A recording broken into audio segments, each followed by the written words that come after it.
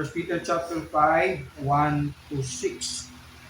Sa matatandang namumuno sa inyo, nananawagan ako bilang isa ring matandang pinuno ng iglesia na tulad ninyo, bilang saksi sa mga paghihirap ni Kristo at sapagkat makakabahagi ako sa karangalang malapit ng ipahayag.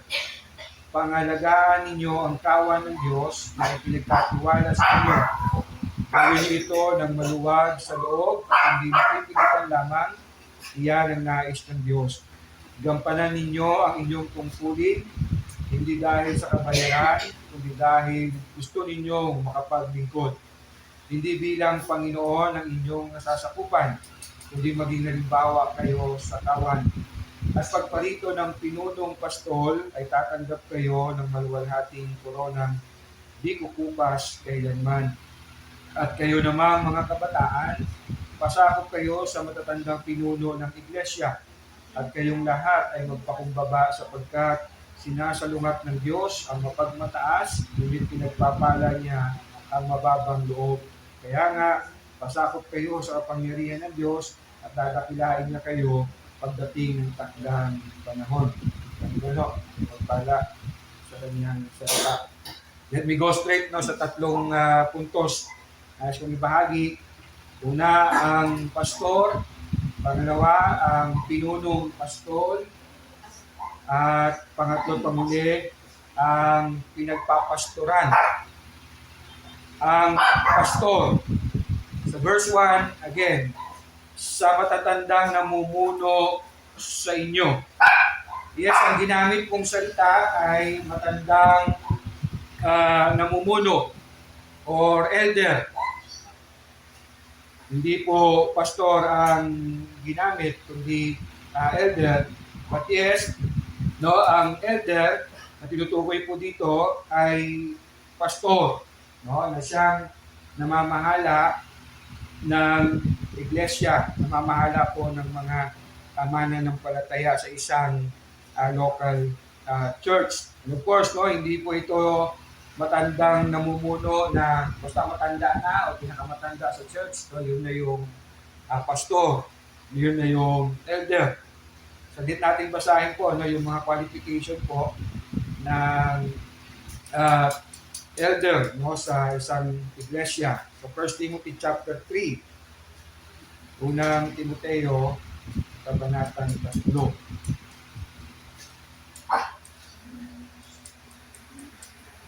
Makibasa po yung verses 1 to 7. Unang Timoteo 3, 1 to 7.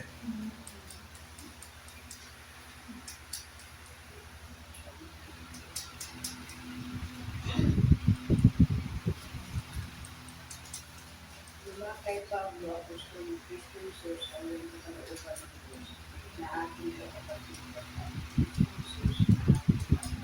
Unang Timoteo chapter 3, 1 to 7.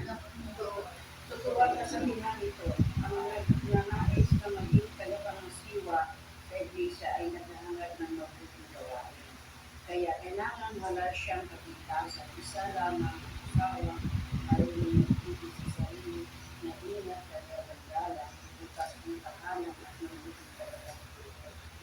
Kailangan din siya ay mahilig sa alak. Kailangan din siya ay hindi mahilig sa alak. Hindi makusot. Para makita yung hindi. So, hindi mahilig sa alak, hindi makusot, hindi mahinangon at naitigil sa kapayapaan. Hindi gahaman sa salapit. Diba? Hanggang 6 na 7 po. Kailangan siya ay mahusay, mamahala sa sariling sambayanan, ginagalang at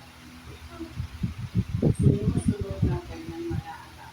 Paano makapangasiwa ng maayos sa iglesia ng Diyos ang isang tao kung ang sambayanan lang niya hindi kayang pamahalaan? Kaya kailangan siya ay matagal ng manampalataya kung hindi baka siya ay magpapalaatan tuloy makatulan gaya ng Diablo.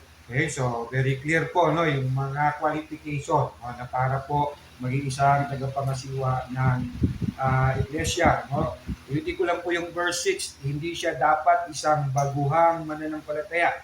Baka siya ay maging palalo. No? At hindi nga ba talaga naman, kung hindi natin iingatan ang ating mga sarili, kapag tayo po ay nagkakaroon ng title, na talagang may tendency tayong maging palalo, maging mayabang. No? Dati, kaya natin maglakad. Nagkaroon na ng motor, ayaw na. Dati, kaya natin sumakay ng motor. Nagkaroon ng sasakyan, ayaw na. Pag may tendency na yun. Dati, sumasawsaw lang tayo sa suka o sa toyo. No? Nung naka-asenso na, hindi na magawa. So we have to be careful. Talagang kapag meron ng title, yun po yung tendency. And by the way, no, yung sinulat ito ni Pablo kay Timoteo, no? So, pastor na si Timothy. Bagamat sinasabi, no, midget na pastor. No? So, kahit sabihin na natin, no, mature na Christian, dapat pa rin paalalahanan. No? Si Pablo man, kung maalala ninyo, di ba? No, bakit siya nagkaroon ng karamdaman, no? Hindi matukoy ko talaga yung karamdaman na yon. Pero ang purpose ay para hindi siya maging mayabang, maging palalo. Okay? So, ang tinutukoy po ditong matatandang namumuno po ay mga pastor. Paano po natin masasabi? No? You will observe po sa verse 2 and 3, no, na siya pong pangunahin pong gawain po o gampanin ng isang pastor, pangalagaan ninyo ang kawan ng Diyos may pinagkatiwala sa inyo. Yung salita po ditong pangalagaan, no, sa Greek ay poimeno, na poimen means pastol, shepherd. Okay? So, pastor po ang tinutukoy po dito na tagapangasiwa po ng church. Gawin niyo ito ng maluwag sa loob, hindi napipilitan lamang. Iyan ang nais ng Diyos. Gampanan ninyo ang inyong tungkulin, hindi dahil sa kabayaran, kundi dahil gusto ninyong makapaglingkod. Hindi bilang Panginoon, letter P, ng inyong nasasakupan, kundi maging halimbawa kayo sa kawan. So, ito po ay, tinutukoy po dito, ay ang pastor. At ang gampanin ng pastor ay pangalagaan. No, you can imagine kung ano po yung ginagawa ng isang pastor. No, sa mga Israelita, very common po yung shepherd. Very common po yung pastor. Dahil isa po ito sa pangunahin o isa po ito sa common, no, na trabaho noon. Isa po ito sa common na hanap buhay ang pagpapastol. At napakaraming, no, mga tanyag, biblical character, no, na naging pastol. Halimbawa po, no, bago naging hari si David, no, siya ay isang pastol. At ang Panginoong Diyos, no, ay nagpakilala na siya ay pastol. No, awit nga ni David, no, sa awit 23, the Lord is my shepherd. Si Jesus mismo nagsabi sa John chapter 10, I am the good shepherd. So, ang tinutukoy po dito ay pastol. We can imagine po yung trabaho po, yung gampanin ng isang pastol, no, para pangalagaan po ang kawan ng Diyos. Gusto ko lang bigyan pansin yung kawan ng Diyos. No, hindi kawan ni pastor. Okay? Hindi church ni pastor. No, kundi mga tupa ng Diyos, no, na ipinagkatiwala sa isang pastor. At si Peter po, siya po ay isang pastor, at po, siya din po ay isang apostol. Sa verse 1, again, sabi po doon, sa matandang namumuno sa inyo, nananawagan ako bilang isa ring matandang pinuno ng iglesia, na tulad ninyo, sabi niya, katulad nyo rin, ako din ay isang pastor. Pero dugtong pa niya, bilang saksi sa mga paghihirap ni Kristo. Sinasabi po niya dito, hindi lang ako katulad ninyong pastor, ako ay apostol. No? Isa po, no, sa sabihin na natin criteria, qualification to be called apostle, siya ay eyewitness to Jesus. No, hindi sa panaginip, no, kundi nakita niya, nakasama niya si Jesus, mula na naglinis na si Jesus, hanggang sa araw na umakyat siya sa langit. Yan ang tanging binigyan ng title na apostol. Kaya kung nakarinig kayo ng nangangaral, no, at sasabihin, no, let us welcome Apostol Charles Alcid. So, alam niyo na, wala nang tunod. No? Wala pong apostol na sapagkat ang tunay na apostol, siya ay eyewitness. No? Sino yung sikat sa Pilipinas na ang title niya sa kanyang sarili ay apostol? Baka nanonood kayo nun. Ay, re-record ko ito kaya huwag ko na lang sabihin. Pero yes, no, ang apostol, no, ay yung eyewitness. Hindi lang siya eyewitness, no, kasi kung eyewitness lang, hindi yung 500 na sinasabi ni Mahigit 500 na nakakita kay Jesus ng kanyang resurrection, sabi ni Paul sa 1 Peter chapter 15. Hindi mga apostol yun, no. Kundi, no, kasama si Jesus, no, katulad ng 12 alagad. Okay? At hanggang sa umakyat si Jesus sa langit. So yes, ang tinutukoy po dito ay pastor. Now, punta po tayo sa pangalawa pong puntos. Ang pinunong pastol. Ang pinunong pastol. Bago ko pupuntahan po yun, naalala ko lang, let me go back po kay Peter.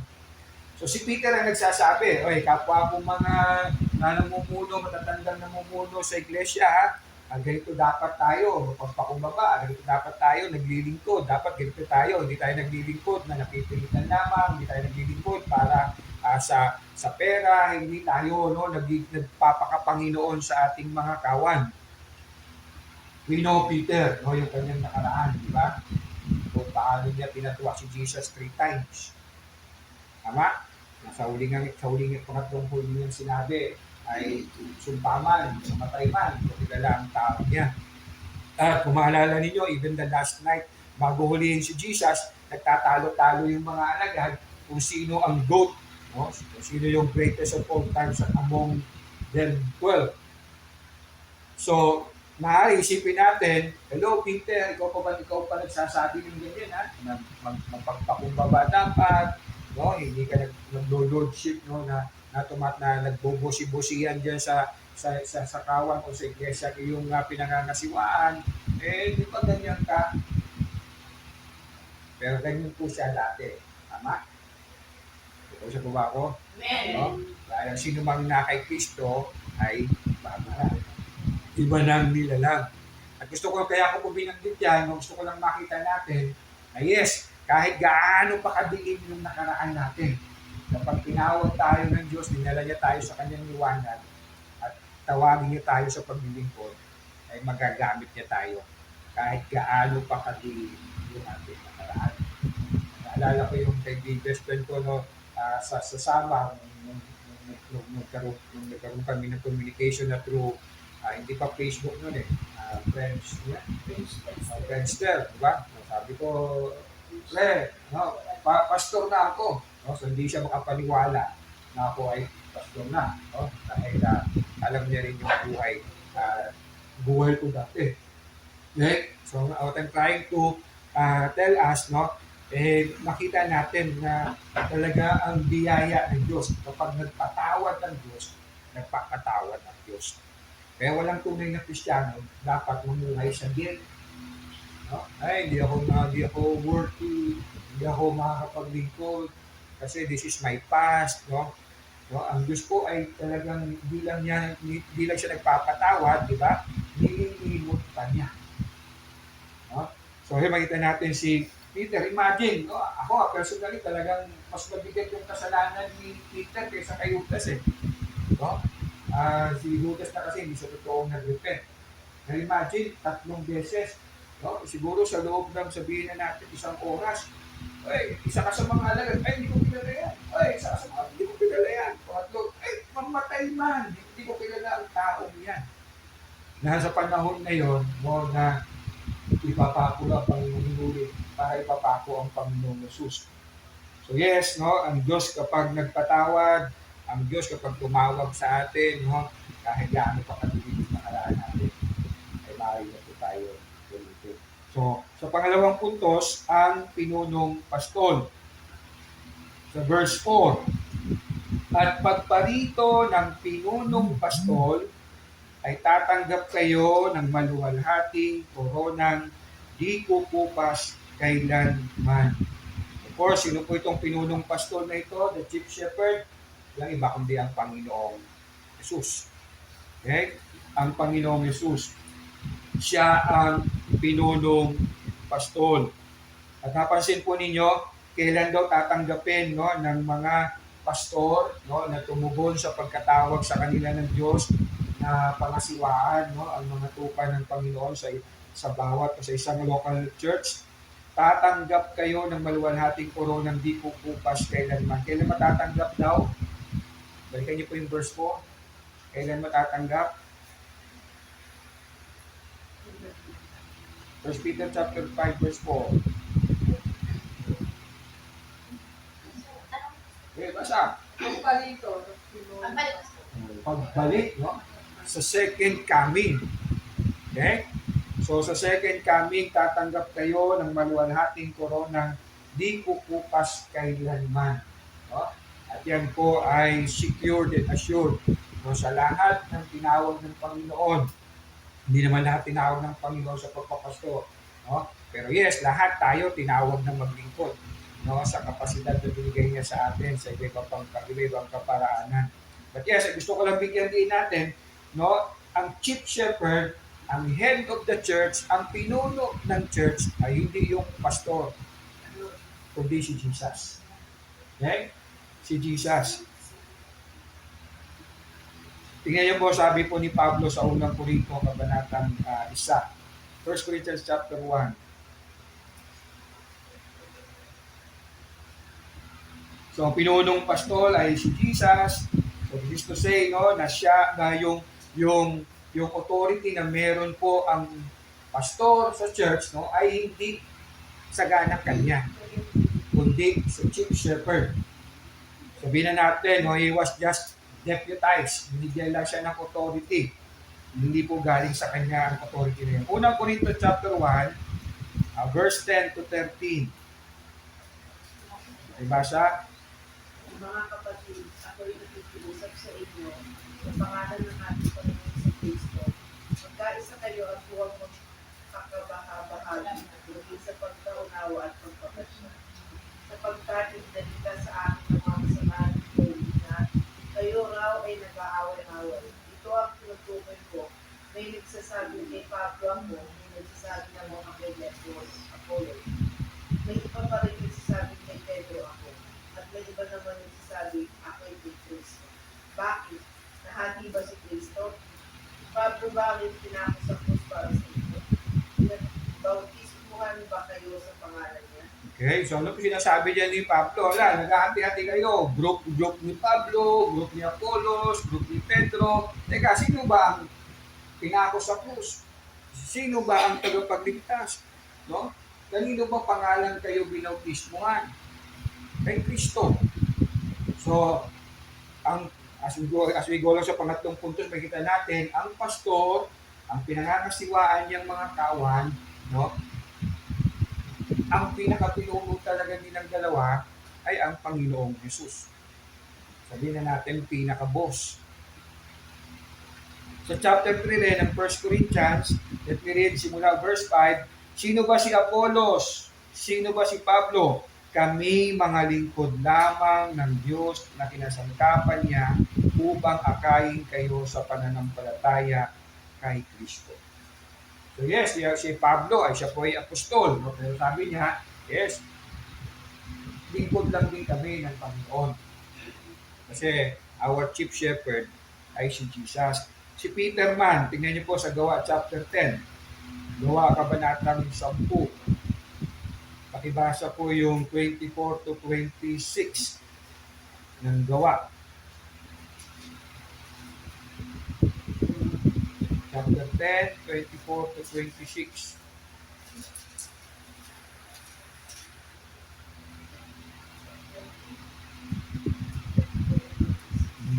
Nang sumunod na araw, dumating sila sa Caesarea. Doon naghihintay na sa kanila si Cornelio, pati ang mga kamag-anak at malalapit na kaibigan na kanyang inanyayahan. Sinalubong ni Cornelio si Pedro, nagpadali pa sa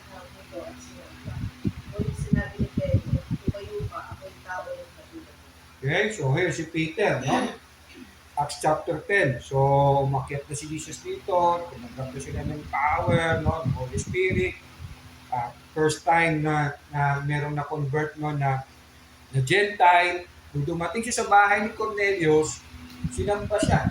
Pero nung sabi ni Peter, tumayo ka, ako'y tao ring tulad mo. Pero sa panahon natin, we can see, no, mga tumatayong mga sinasabing head of the church, no, mga pastor, kulang na lang talaga asambahin sila. In fact, may mga ganun. No, talagang malalaki pa ang mga pictures nila sa mga simbahan. No? Lalo na po yung mga kultong simbahan. So, makita natin ang tunay, no, na chief shepherd ay ang Panginoong Jesus, at yung mga pastor, no, they are just but servants ng Panginoong Jesus, no, na pinagkatiwalaan para pangasiwaan o pangalagaan ang kawan ng Diyos sa kanyang mga tupa. So yes, si pastor should be honored by his flocks. No?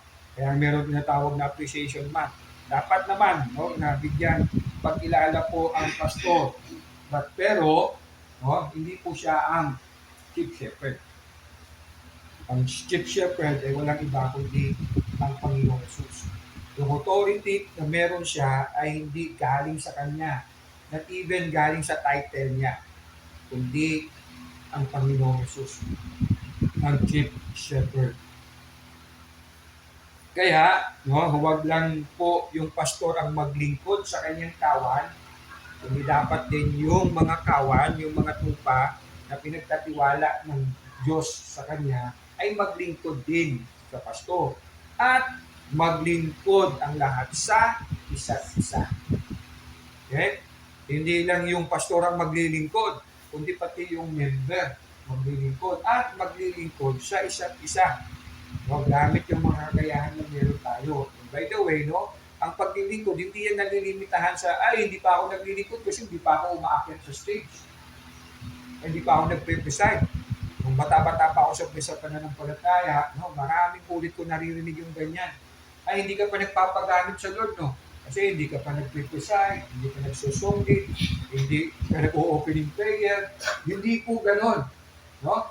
Isa po yun sa paraan ng paglilingkod. Ano say amen? No? Pero hindi po yun. Nalala ko si Kuya June, yung wala hera ba dito? Yung sa North 1. Anak niya na si Tisoy. Si Cathy, yung Mr. Cathy. Si Kuya June, sabi niya Pastor, bugbugin mo na ako, no? Bahala ka na kung ano gusto mo paggawin sa akin. Huwag mo lang akong pag-speaking dun sa harapan. Okay? Pero nung maraming taon na hindi na sila nag-church sa atin, nagulat ako, biglang bumalik. Tapos inabot sa atin yung 50,000. No? Sabi ko, saan po ito? Kuya, di ba Pastor, maalala ninyo, sabi namin, pag-pray nyo po, makipenta yung lupa namin sa Laguna at bibili namin yung tithes. So, many years, mahigit 5 taon, bumalik sila. At binigay po nila yung kanilang pinangako ito po. So yes, no, ang pastor ang nangangasiwa sa church, no, pero hindi siya chief shepherd, ang Panginoong Jesus. So let's go sa pangatlo, panghuli kong puntos, ang pinagpapastoran. No, sa may intention na lahat po ay pwede naman sana ang kawan, ang pinagkatiwala ng Panginoon sa pastor. Again, sa verse 5, letter A, at kayo namang mga kabataan, pasakop kayo sa matatandang pinuno ng iglesia. Yung kabataan po dyan, hindi po yung tumutukoy sa youth ministry, hindi po yung tumutukoy sa children ministry, kundi tumutukoy po yan, no, sa mga kawan o sa mga member ng church na pinagpapastoran ng pastor. So remember, binasa natin sa 1 Timothy chapter 3, ang isa sa qualification, hindi bagong mananampalataya. So ito, lahat naman ng Kristiyano nagsisimula sa pagiging bagong mananampalataya. Tama? So sila ay dapat pangasiwaan, pangalagaan ng pastor. Okay? So hindi po ito tumutukoy po sa mga kabataan. Pagdating ko sa verse 5, letter B hanggang verse 6, At kayong lahat ay magpakumbaba. So kasama na po dyan ang pastor, kasama na ang lahat ng miyembro o lahat ng nasa ilalim niya na nagkatiwala sa kanya ng Panginoon. Lahat kayo'y magpakumbaba sapagkat sinasalumat ng Diyos ang mapagmataas, ngunit pinagpapala niya ang mababang loob. Kaya nga, pasakop kayo sa kapangyarihan ng Diyos at dadakilain niya kayo pagdating ng takdang panahon. Again, ang church, ang pastor, kanyang kawan, ay under sa chief shepherd. Okay? Under siya sa chief shepherd. Gusto ko magbigay din po doon no, sa verse 5, letter A. At kayo namang mga kabataan. O likewise, o gayon din naman kayong mga kabataan. So kung paano, sabi po sa verse 1, na kayong mga kapwa ko mga matatanda sa iglesia, no, maglingkod kayo, magpakumbaba kayong maglingkod. And so, kayo din naman ng mga baby Christian, kayo din naman na pinangangasiwaan ng inyong pastor, magpakumbaba kayong maglingkod. So, nakita natin kung meron tayong sabi ko ng isang preacher na pinapakinggan ko, kung meron daw tayong pare-pareho dapat na suot, no? Eh yung damit ng kababaan. Regardless kung ano ang posisyon natin sa church. Elder ka man, chairman ka man, treasurer ka man, pastor ka man, associate, o ikaw ay membro na walang title, lahat tayo magdamit ng kababaang loob. Dahil, again, binasa natin kanina, lahat tayo may tendency ng pagiging palalo. No? Alala ko minsan, no? Wala si Pastor, no? Pastor, I called him ulit, na Pastor Mike, no? Hindi dahil binati niya ako ng birthday, ha? Dati, ito talaga sa tinatawag na pastor kasi yung sinalihan niyang church, no, ay hindi Trinitarian. So ngayon ay Trinitarian, ha? Sabi ko sa inyo, sige, now, tatawagin na kitang pastor kasi kapatid na kita talaga sa Panginoon dahil Trinitarian na yung church mo na pinagpapastoran mo.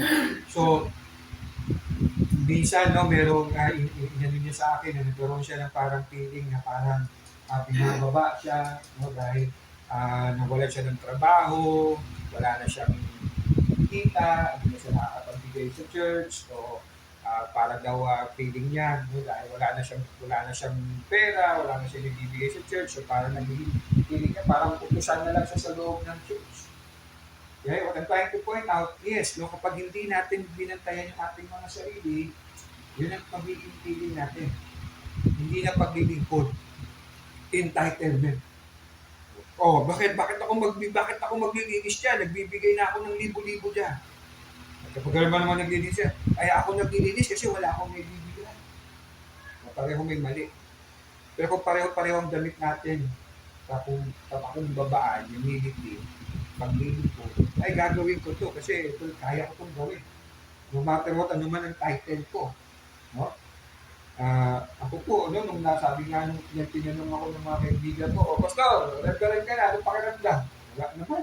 Ano ako naramdam ko kakaiba? Marunong pa rin naman ako maglinis ng CR, marunong pa rin naman ako magpupuli ng ano, hindi naman ako whatsoever nangyari. No, kasi ang dapat na damit natin ay damit ng kababaang loob. So again, no, para sa mga kawan ng Diyos, kayo naman, o likewise, kayong mga kabataan, kayong mga, nasan ako? Sorry. Verse 5. Kayo namang mga kabataan, pasakop kayo sa matatandang pinuno ng iglesia. Pasakop kayo sa mga matatandang pinuno ng iglesia. In other words, pasakop kayo sa pastor na nangangasiwa sa inyo, na pinagkatiwalaan ng mga siwa o mga laga sa inyo.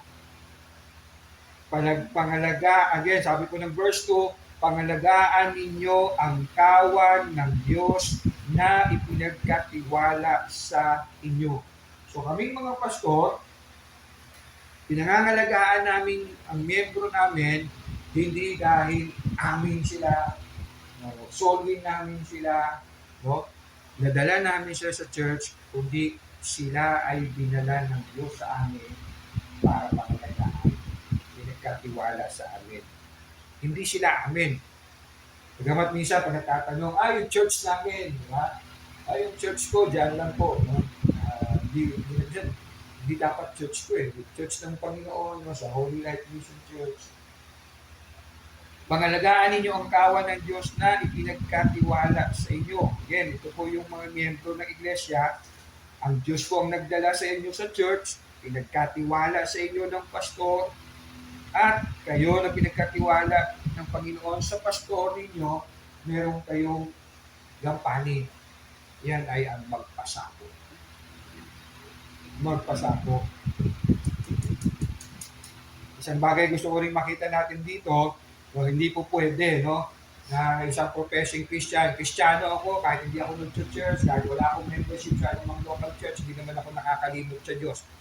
Hindi totoo yun. Nakakalimot ka. No? Dahil hindi mo ginagawa yung kalooban ng Diyos. Bakit binigyan ng Lord ng pastor ang mga tupa ng Panginoon? Kasi yung kalooban niya. Na ikaw, mananampalataya, ay makabilang sa isang local na iglesia para pangalagaan ka ng pastor. No? Paano ka pangalagaan ng pastor? Sa pamamagitan ng pananalangin at pagtuturo ng salita ng Diyos. Na totoo naman, aminin man natin sa hindi tayo ganoon katapat mag-aaral ng salita ng Diyos. Kapag tayo ay wala sa simbahan, no?